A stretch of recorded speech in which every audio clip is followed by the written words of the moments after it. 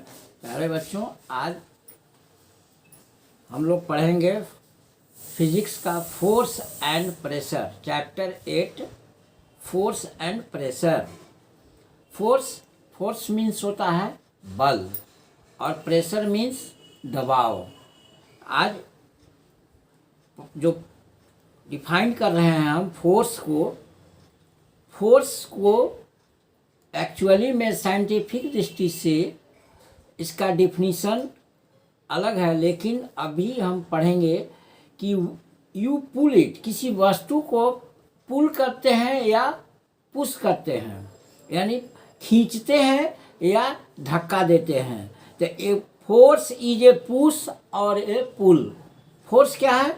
बल, या तो पुश करते हैं या पुल करते हैं। इसी को मान कर चलता है लोग कि यह फोर्स है, यानी फोर्स अप्लाई करने पर, फोर्स लगाने पर, बल लगाने पर या तो पुश होती है या पुल होती है।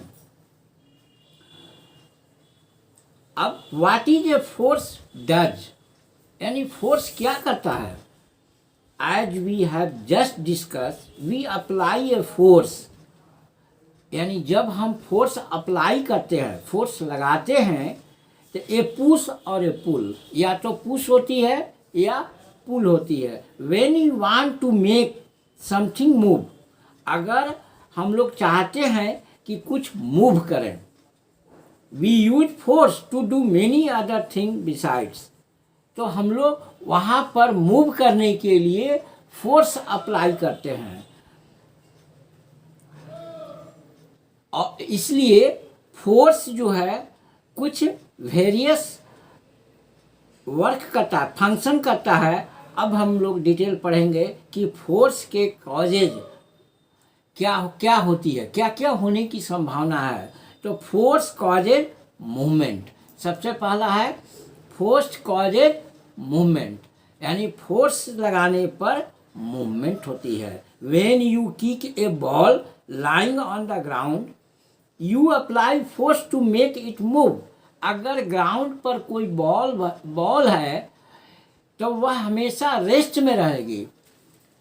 जब हम उस पर किक करते हैं, यानी फोर्स अप्लाई करते हैं, फोर्स लगाते हैं, तब वह बॉल जो है मूव करती है। Similarly you apply force to push a chair back और pull out a book from a shelf और lift something from the floor, यानी इसी प्रकार फोर्स लगाकर आप कुर्सी को पुश कर सकते हैं या पुल कर सकते हैं, या शेल्फ अलमीरा को खोल सकते हैं, बुक निकाल सकते हैं, या अदर कोई भी वस्तु को फ्लोर से आप फोर्स लगाकर लिफ्ट कर सकते हैं, यानी उठा सकते हैं। In each of these example you have something at rest by applying a force. जब कोई वस्तु रेस्ट में थी, सभी वस्तु जो है रेस्ट में थी, हम फोर्स लगाकर अप्लाई कर उसको मूवमेंट में लाते हैं, यानी उसमें मूव कराते हैं। You can think of many other everyday situation in which we apply a force to make a body at rest start moving, यानी हम लोग अपने डेली लाइफ जीवन में देखते हैं कि हमेशा जो है किस फोर्स का यूज होता है, यानी हम सभी वस्तुओं पर फोर्स लगाते हैं। फोर्स लगाकर हम किसी वस्तु बुक को उठाते हैं, फोर्स लगाकर हम कोई भी वस्तु को मूवमेंट करते हैं, एक जगह से दूसरे जगह ले जाते हैं। ए body at rest start moving only when A force is applied, कोई भी वस्तु रेस्ट में है तो वह हमेशा रेस्ट में रहता है जब तक कि हम उस पर कोई फोर्स अप्लाई नहीं करते हैं। फोर्स अप्लाई करके उसमें मूवमेंट लाते हैं। सेकेंड क्या है, फोर्स लगाने से और क्या चेंज होता है? फोर्स लगाने से चेंज होता है स्पीड, उसका स्पीड चेंज हो जाता है। जैसे आप देखते होंगे कि कार अगर ड्राइव कर रहा है, रोड पर चल रही है, मूवमेंट में है, स्पीड में है, तो अगर कार को रोकना है तो हम क्या करते हैं? ब्रेक लगाते हैं। ब्रेक क्या है? ब्रेक जस्ट लाइक फोर्स है, फोर्स लगाने से, अप्लाई करने से कार जो है कुछ समय के बाद डिस्टेंस कवर करके रुक जाती है। तो a force is required to change the speed of a moving body, यानी अगर वस्तु जो है मूविंग अवस्था में है, यानी मोशन में है, तो फोर्स लगाकर हम उसको रेस्ट में लाते हैं, रोक लेते हैं। थर्ड है force change direction of motion. Force लगाने से किसी भी ऑब्जेक्ट का मोशन का डायरेक्शन चेंज कर जाता है। When a batsman hit a straight drive and a bowler manage to deflect it toward the stump at the non striker ends.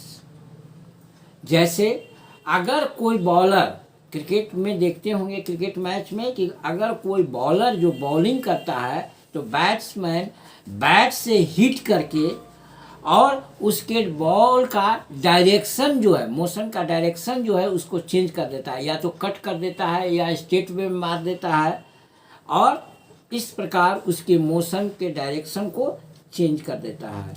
तो force is needed to change the direction of the motion of a moving body, यानी force apply करके हम किसी object के motion के direction को change कर देते हैं। नेक्स्ट है force change shape and size. Force लगाकर हम किसी ऑब्जेक्ट का शेप एंड साइज को चेंज कर देते हैं। जैसे when you crumple up a piece of paper, squeeze a bit of sponge, fold cloth या stretch a rubber band, you apply force to change the shape and size of the object. यानी crumple of a piece of paper, paper को हम क्या कर है, टुकड़ों में force लगाकर तोड़ देते हैं। Squeeze a bit of sponge, sponge को हम फोर्स लगाकर उसके शेप को चेंज कर सकते हैं।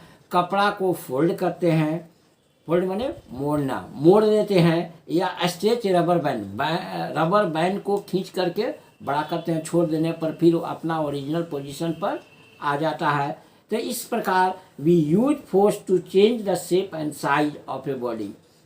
किसी भी वस्तु पर बल लगाकर, फोर्स लगाकर हम उसके शेप एंड साइज को चेंज कर देते हैं। घर में डेली लाइफ में देखते होंगे कि घरों में आटा गूंथते हैं, पानी वाटर डाल करके आटा को गूंथते हैं, उसके बाद गोल गोल लोया बना करके और फोर्स लगाकर उसको हम साइज को, शेप को चेंज करते हैं, यानी रोटी बनाते हैं। इट मीन्स कि हम लोग फोर्स अप्लाई कर उसके ऑब्जेक्ट के शेप एंड साइज को चेंज कर देते हैं। यानी फोर्स लगाने से, अप्लाई करने से क्या क्या चेंजिंग होता है। तो पहला चेंजिंग हो गया कि रेस्ट से ऑब्जेक्ट मूवमेंट में होती है। सेकेंड है कि अगर मूवमेंट में है तो रेस्ट में लाते हैं, उसके स्पीड को चेंज करते हैं, उसके मोशन को चेंज करते हैं, डायरेक्शन को, मोशन के डायरेक्शन को चेंज करते हैं। फिर फोर्स अप्लाई कर उसके शेप एंड साइज को चेंज करते हैं। अब है type of force. There are two types of force, contact force और non contact force. Contact force कहते हैं कि जब एक ऑब्जेक्ट दूसरे ऑब्जेक्ट के साथ कॉन्टैक्ट हो, यानी सरफेस टच करता हो, तो उसको कहते हैं कॉन्टैक्ट फोर्स। और non contact force surface touch नहीं हो, दूर से ही अगर उसमें कोई चेंजिंग होता है तो हम कहते हैं नॉन कॉन्टैक्ट फोर्स। जैसे कॉन्टैक्ट फोर्स में होता है फ्रिक्शनल फोर्स। फ्रिक्शनल यानी घर्षण। फ्रिक्शनल फोर्स क्या है? Frictional force act in a direction opposite to that of the motion.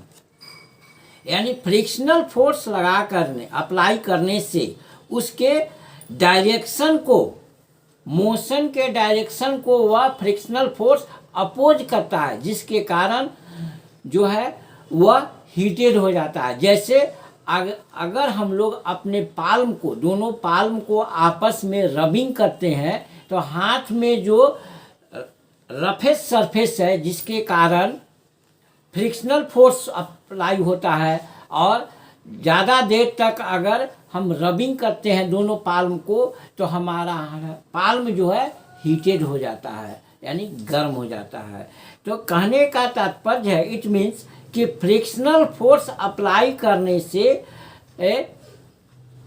Object जो है, दो ऑब्जेक्ट हीटेड हो जाता है। और फ्रिक्शनल फोर्स तभी अप्लाई हो सकता है कि जब दोनों ऑब्जेक्ट के सरफेस जो है टच करते हैं, यानी एक दूसरे के कांटेक्ट में होते हैं। इसीलिए इस फोर्स को कहते हैं contact force.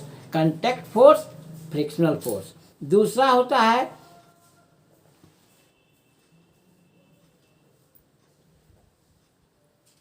Statics and kinetic force. Frictional force does not only depend on the nature of the surface in contact, या सरफेस के पर, ऑब्जेक्ट के सरफेस पर डिपेंड नहीं करता है। It also depend on whether something is moving over a surface और it is stationary. यह डिपेंड करता है कि ऑब्जेक्ट स्टेशनरी में है, यानी स्थिर है, कि मूवमेंट में है, यानी उसमें काइनेटिक एनर्जी है कि पोटेंशियल एनर्जी है, उस पर डिपेंड करता है। अब है स्टैटिक्स फ्रिक्शन। स्टैटिक्स फ्रिक्शन क्या है कि which act when a body is stationary is greater than kinetic friction which act when a body is moving. अगर कोई ऑब्जेक्ट रेस्ट अवस्था में है और उस पर जब फ्रिक्शनल फोर्स अप्लाई करते हैं तो उसको कहते हैं स्टैटिक्स फ्रिक्शन। और अगर इफ ऑब्जेक्ट जो है मूविंग अवस्था में है, यानी मोशन में है, और उस पर जब फ्रिक्शनल फोर्स करते हैं अप्लाई तो उसको कहते हैं काइनेटिक फ्रिक्शन। और जब वस्तु स्टेशनरी में रहता है तो वह ग्रेटर देन होता है काइनेटिक फ्रिक्शन से। अब है कि व्हेन फ्रिक्शन इज हेल्पफुल, कब जो है फ्रिक्शन जो है हेल्पफुल है, हम लोगों के लिए फायदेमंद है। तो life would be quite impossible without friction. हम लोग का जीवन बिना फ्रिक्शन का, बिना घर्षण का संभव ही नहीं है, इम्पॉसिबल है।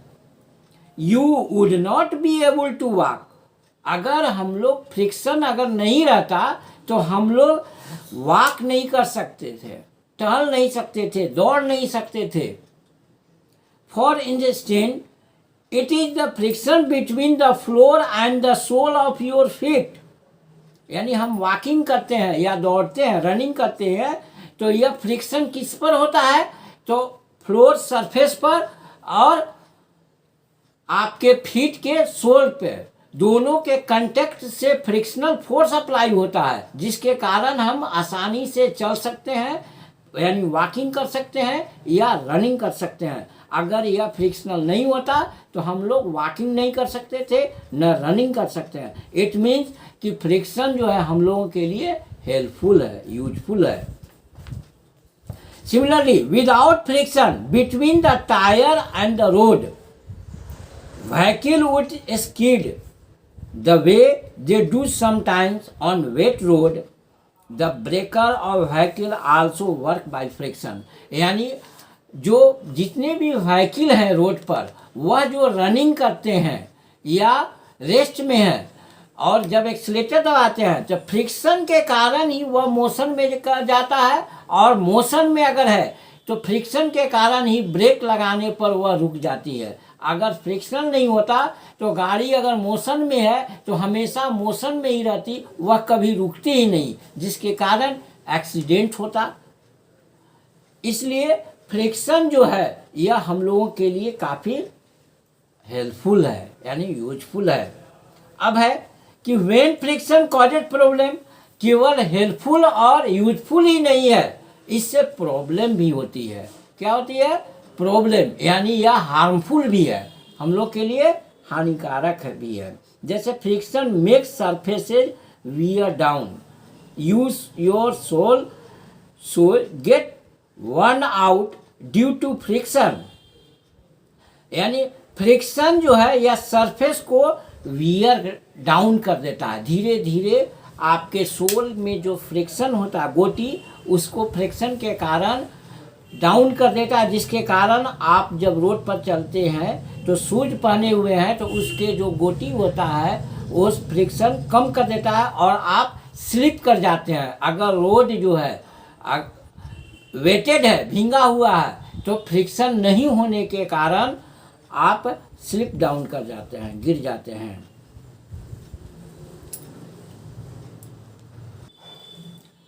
अब नेक्स्ट टॉपिक अब टुमारो यानी कल पढ़ाएंगे। Thank you.